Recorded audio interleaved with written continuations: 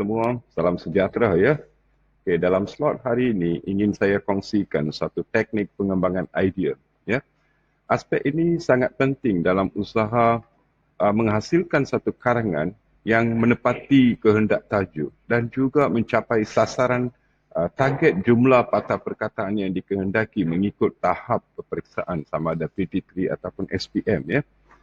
Um, saya berharap pelajar-pelajar selepas menonton slot saya ini akan dapat menyedari betapa senangnya menulis karangan yang panjang. Ya. Bukannya seperti mana kebanyakan pelajar fikirkan, begitu beratnya nak menulis karangan yang panjang. Okey. Okey, dalam membantu kita, cikgu nak berkongsi dengan kamu satu daripada teknik yang tak lain tak bukan daripada teknik imbaku. Okey, mungkin pelajar-pelajar juga pernah terdedah dengan teknik yang dikatakan 5W1H ya, sejak dulu-dulu lagi. Sebenarnya ia mirip bentuknya, ya. Cuma gelarannya yang mungkin berbeza. Okey, so mari kita lihat ya, sama-sama ya, bagaimana teknik ini boleh dimanfaatkan dalam tujuan pengembangan idea dalam sesuatu karangan, ya. Dan saya ingin perkenalkan apa yang dimaksudkan dengan teknik ya, huraian isi yang dipanggil teknik Imba-Cook. Okey, mungkin ada pelajar yang dah kenal ataupun ada pelajar yang mungkin tertanya-tanya apa itu teknik Imba-Cook.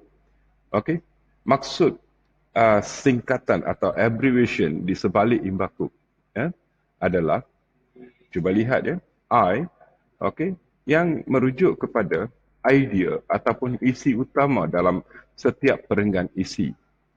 Diikuti dengan M yang merujuk kepada maksudnya mengapa.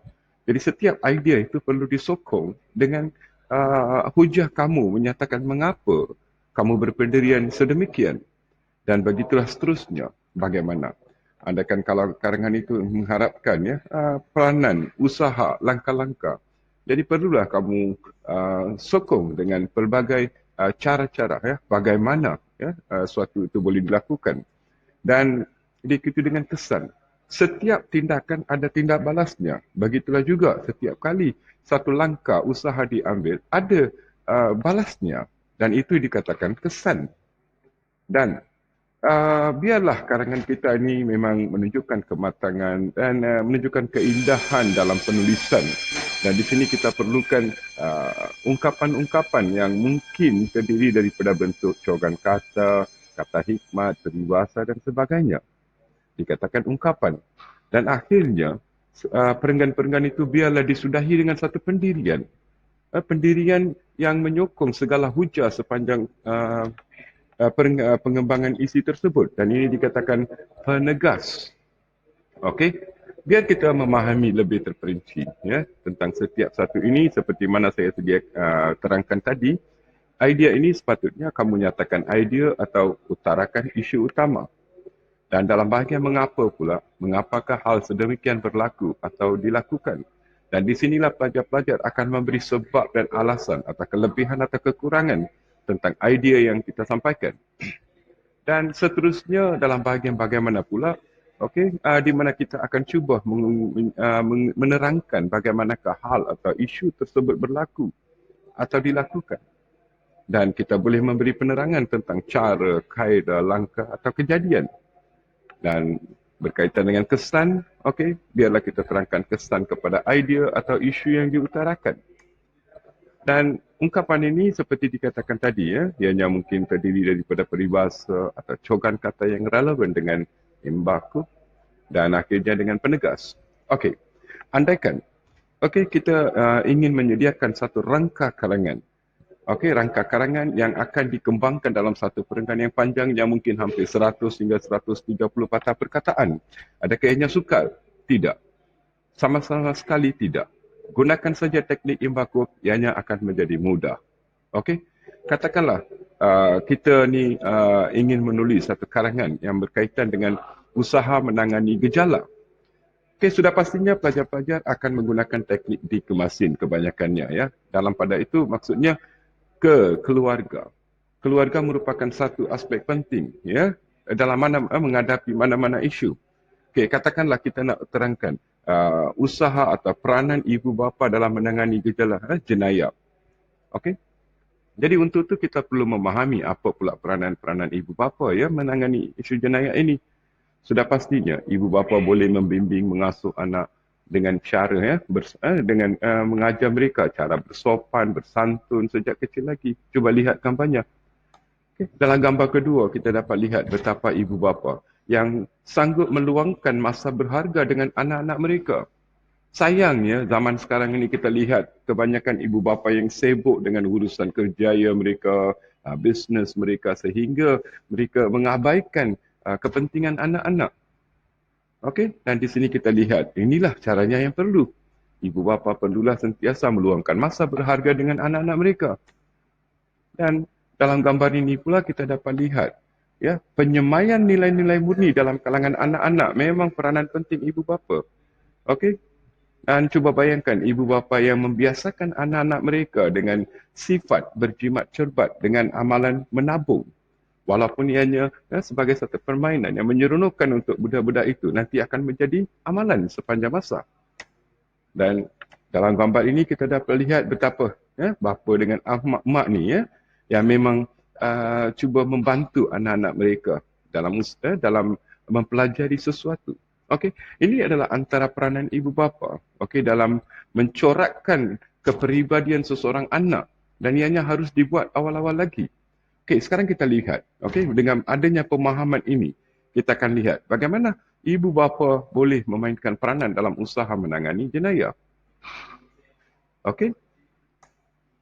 Okey, seperti yang saya sudah pun perkenalkan kepada kamu dengan menggunakan teknik imbakub. Biarlah mulakan dengan idea. Jadi idea asasnya dari aspek keluarga. Sudah pastinya berkisar dengan ibu bapa ya. So, ibu bapa bertanggungjawab mengasuh dan mendidik anak-anak. Pelajar-pelajar perlu ingat apa yang saya tunjukkan ini adalah satu rangka. Dan rangka ini biarlah seringkas mungkin. Saya di sini memberikan satu ayat yang agak panjang. Sebenarnya pelajar masih boleh meringkaskannya. Asalkan anda faham. Okey? Ianya memadai setakat menyatakan mengasuh mendidik anak-anak. Asalkan anda faham. Dalam peperiksaan kamu tak perlu buang masa menulis rangka yang panjang lebar ya. Okey, dan kemudian diikuti oleh mengapa. Bila kita katakan ibu bapa bertanggungjawab mengasuh mendidik anak-anak. Jadi kenapa sebabnya? Sudah pastinya lah anak-anak ini memang lebih erat dengan ibu bapa hubungannya dan mereka akan mudah memahami dan mematuhi didikan ibu bapa. Dan di sini timbul persoalan bagaimana mak bapak boleh melakukan peranan mereka dengan dalam menjanjikan anak-anak ini memang berpegang pada landasan yang benar sepanjang hidup mereka. Sudah pastinya di sini saya masukkan 3 isi. Ya, 3 isi relevan dengan bagaimana mak bapa ataupun ibu bapa boleh lakukan tanggungjawab mereka.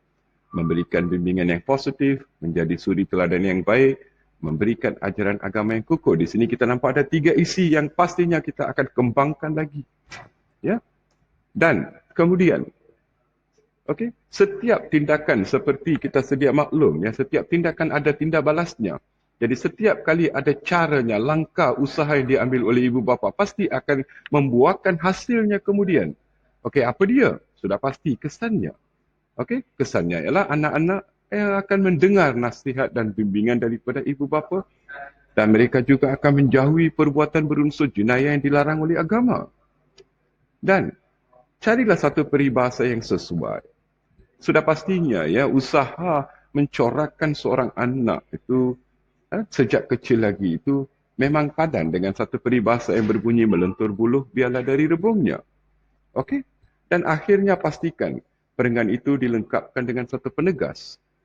Penegas di sini merupakan satu kesimpulan kecil yang menyentuh ataupun memperkukuh lagi pendirian atau hujah yang disampaikan sepanjang perenggan tersebut.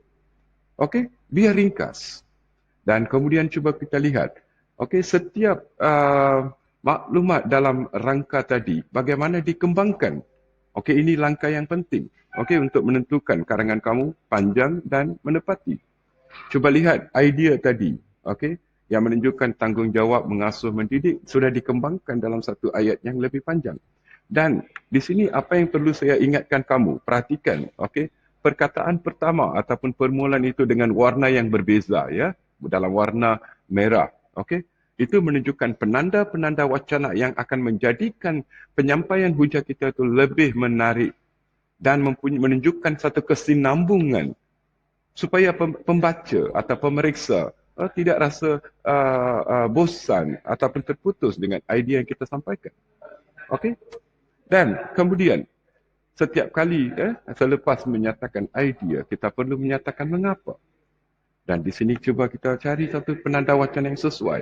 Hal ini demikian kerana anak-anak yang terdidik dengan baik oleh ibu bapa akan membesar dengan perwatakan dan kepribadian yang mulia. Dan lepas itu, cuba lihat dalam rangka kita tunjukkan bagaimana ada 3 isi yang saya tunjukkan. Ya. So, cuba lihat salah satu isinya. Okay. Dalam menyatakan bagaimana, so bolehlah gunakan penanda wacana yang sesuai. Dalam konteks ini, ibu bapa perlulah memberikan bimbingan dan tunjuk ajar yang positif kepada anak-anak.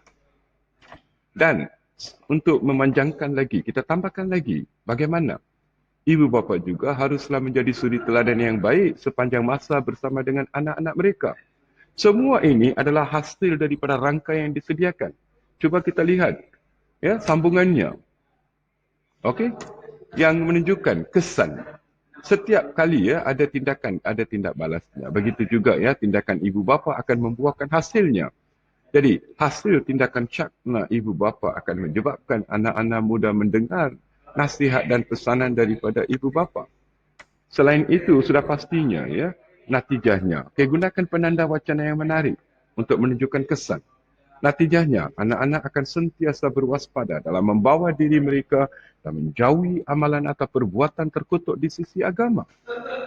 Ya, dan kemudian bolehlah kita menyedapkan lagi dengan satu penggunaan satu peribahasa yang sesuai dengan idea yang kita bincangkan. Sewajarnya ibu bapa tidak harus mengabaikan tanggungjawab membimbing anak mereka sejak kecil-kecil lagi kerana kalau hendak melentur buluh biarlah dari rebungnya. Cuba lihat gaya bahasa yang digunakan. Biarlah gaya bahasa itu cuba mendekatkan diri kita dengan pemeriksa. Biarlah corak penyampaian idea kamu itu seolah-olah berbual secara langsung dengan pembaca atau pemeriksa. Itu adalah satu gaya yang perlu kamu perbaiki. Dan setiap kali dalam perenggan ini, biarlah kita sudahi dengan pendirian kita.